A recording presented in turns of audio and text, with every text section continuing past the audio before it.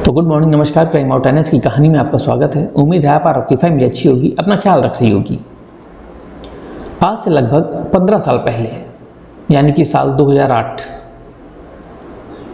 और इसी साल 2008 में 15-16 की मई की रात थी। नोएडा के सेक्टर 25 में एक लड़की आरुषि का कत्ल हुआ था। तो अगले ही दिन न्यूज चैनल और टीवी के माध्यम से कई बातें निकल के सामने आईं। जो सुनता वो इस हत्या के बारे में कई अलग अलग बातें करता। तो आरुषि के घर वालों ने शक जताया कि आरुषि का कत्ल हेमराज यानी कि घर के नौकर ने किया है। अब पुलिस भी आरुषि के शव को सील करती है और पोस्टमार्टम के लिए भेज देती है। और पुलिस की एक टीम हेमराज को पकड़ने के लिए नेपाल निकल जाती है, क्योंकि हेमराज नेपाल का रहने वाला था। पुलिस 2 दिन लगातार हेमराज को ढूंढती रही। 2 दिन बीत चुके थे। अब 18 मई की सुबह उसी सेक्टर में, यानी कि सेक्टर 25 के आरुषि के मकान में पहली बार नोएडा पुलिस छत पर जाती है और देखती है कि जिस हेमराज को पुलिस ढूंढने नेपाल गई हुई है, उस हेमराज का शव उसी छत पर पड़ा है। अब इस केस को लेकर लगभग 15 साल बीत चुके थे। नोएडा पुलिस के बारे में बहुत सारी बातें हुई। नोएडा पुलिस की इंक्वायरी के बारे में जांच करने के तरीके पर कहते हैं कि एक गलती करने के बाद दूसरी गलती को आदमी सुधारता है। लेकिन 15 साल के बाद नोएडा पुलिस ने फिर एक वही गलती कर दी। जहां आरुषि का घर था सेक्टर 25, वहां से कुछ ही दूरी पर सेक्टर 30, और उस सेक्टर 30 में एक मकान संख्या है D40, और इस D40 के मकान में रेणु सिन्हा नाम की एक 61 साल की महिला रहा करती थी, जो पेशे से वकील थी, संपन्न परिवार से थी। उनके एक छोटे भाई अजय कुमार, जो एक सीनियर जर्नलिस्ट भी थे, तो वो भी एक नोएडा के रहने वाले। रेणु सिन्हा का अपने छोटे भाई से कुछ ज़्यादा ही लगाव था, जिसकी वजह से रेणु सिन्हा लगभग हर संडे को अजय कुमार के घर खाना खाने जाया करती थी। तो रेणु सिन्हा की शादी एक IAS ऑफिसर से हुई, जो इंडियन इंफॉर्मेशन सर्विस 86 बैच के ऑफिसर थे। नितिन नाथ सिन्हा उनसे शादी हुई। दोनों से एक बेटा था। बेटे ने अपनी पढ़ाई पूरी की और अमेरिका चला गया और वहीं वो नौकरी करने लगा। अब यहाँ नोएडा सेक्टर 30 के मकान नंबर D40 में पति पत्नी ही रह रहे थे। इतने बड़े मकान में पति पत्नी दोनों ही रह रहे थे, लेकिन दोनों के रिश्ते आपस में ठीक नहीं थे। शायद इसी वजह से एक मकान और एक छत होते हुए भी दोनों अलग अलग रह रहे थे। दोनों के बीच में दूरियां पैदा थी।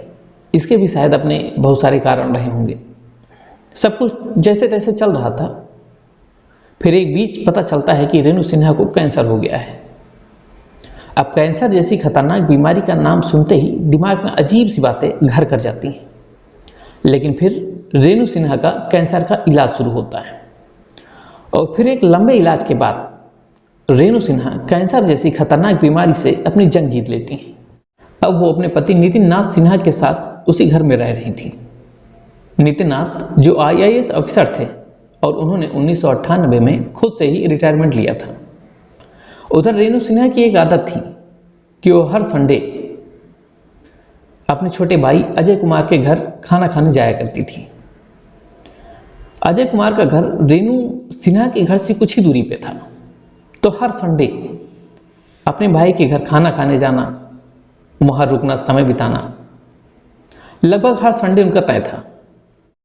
इस संडे यानी 10 सितंबर को भी हमेशा की तरह उन्हें अपने भाई के घर खाना खाने जाना था, और आने से पहले वो हमेशा अपने भाई को फ़ोन कर देती थी।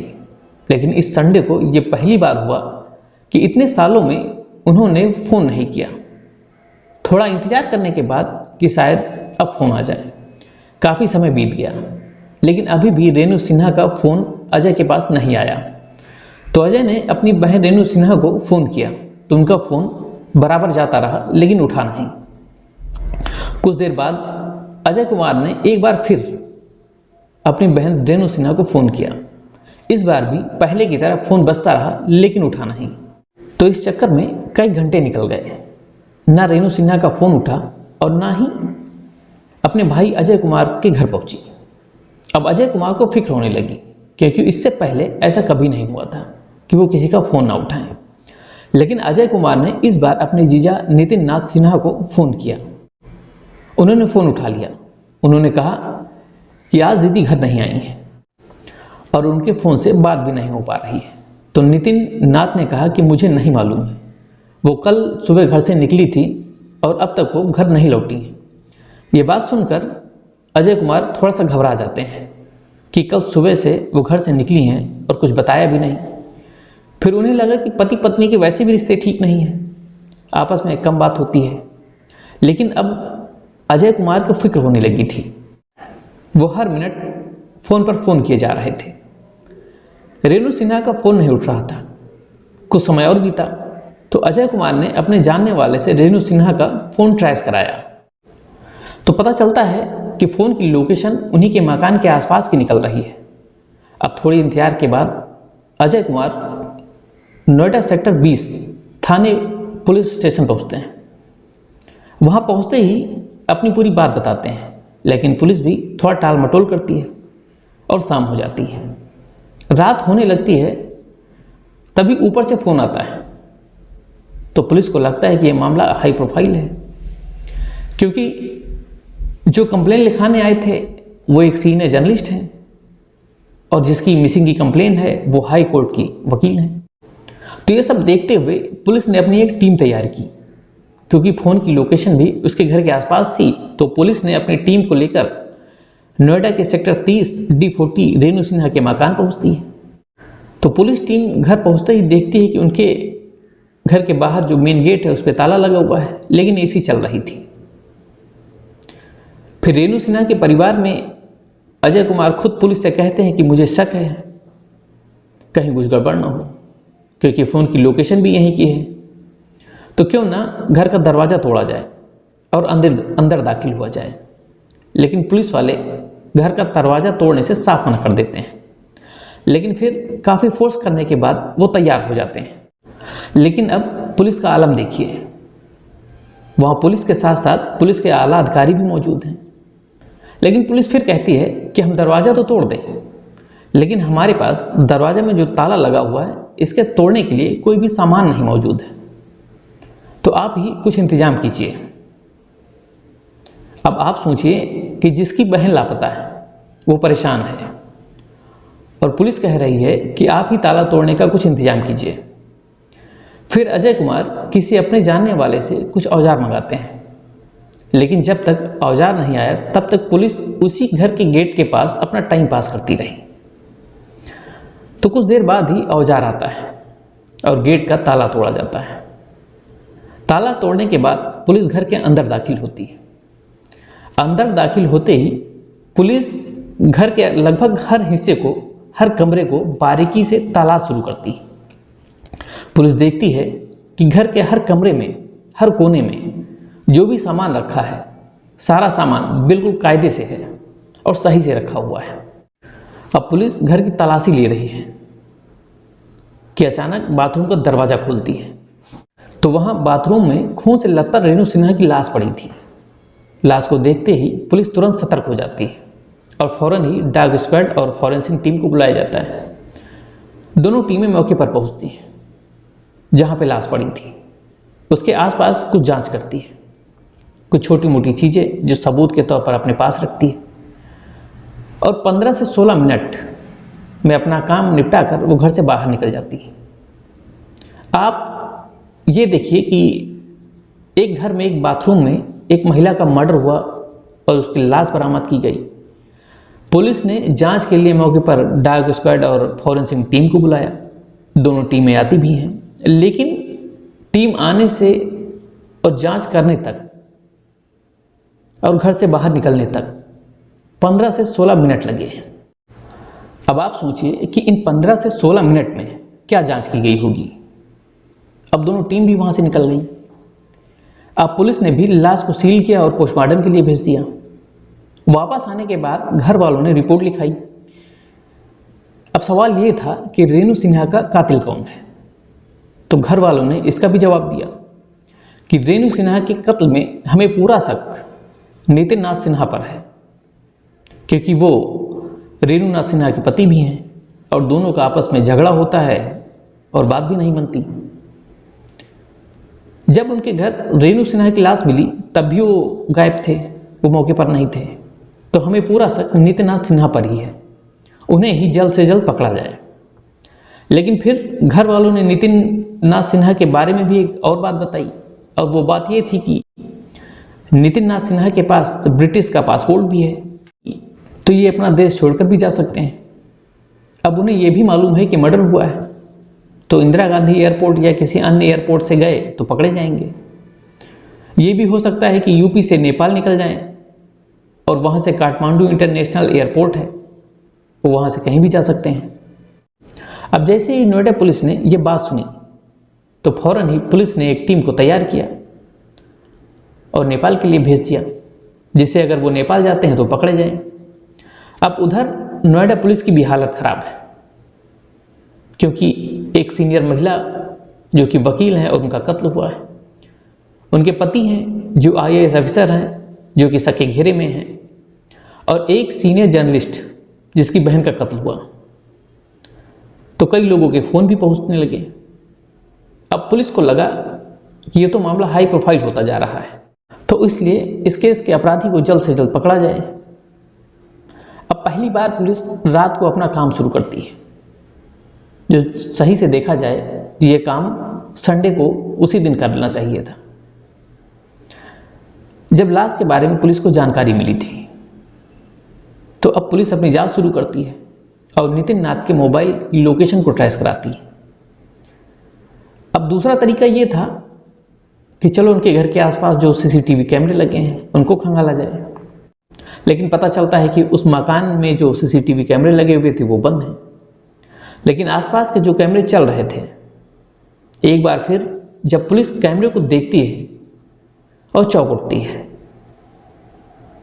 पुलिस ने कैमरे में देखा कि नितिननाथ शनिवार को आखिरी बार अपने घर में दाखिल हुए और उसके बाद से इतना समय और इतना सब कुछ हो गया है, लेकिन वो घर से बाहर नहीं निकले। दूसरी तरफ उनके मोबाइल की लोकेशन भी जो ट्रेस हो रही थी वो भी उनके घर के आसपास की ही दिख रही थी। अब CCTV के हिसाब से वो अभी तक घर के बाहर नहीं निकले हैं और उनके फ़ोन की लोकेशन है वो भी उनके घर के आसपास की है। तो इतना सब आपस में मैच होने के बाद अब रात लगभग 12 बजे थाने से एक फ़ोन जाता है अजय कुमार के पास और कहा जाता है कि हमें कैमरे और मोबाइल की लोकेशन के हिसाब से कुछ क्लू मिले हैं, तो हमें एक बार फिर उसी घर में जाना पड़ेगा। तो अजय कुमार पुलिस की बातें सुनकर फौरन वहाँ पहुँचते हैं।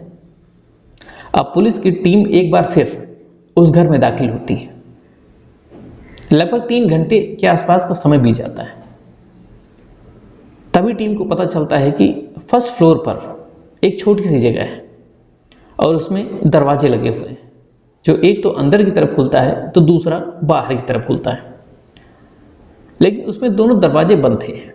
तो पुलिस को लगता है कि हर घर की तलाशी ले ली है, हर कमरे की तलाशी ले ली है, चलो अब ये भी है, अब इसकी भी तलाशी ले ली जाए। तो अब पुलिस उस कोने की भी तलाशी लेती है, उस दरवाजे को खोलने की कोशिश करती है, लेकिन दरवाज़ा नहीं खुलता है। तो पुलिस ने लातों से मार मारकर उस दरवाजे को तोड़ डाला। जब दरवाज़ा टूटता है तो पुलिस देखती है कि एक शख्स जो कि डरा सहमा सा बैठा हुआ है। पुलिस उसे पकड़ती है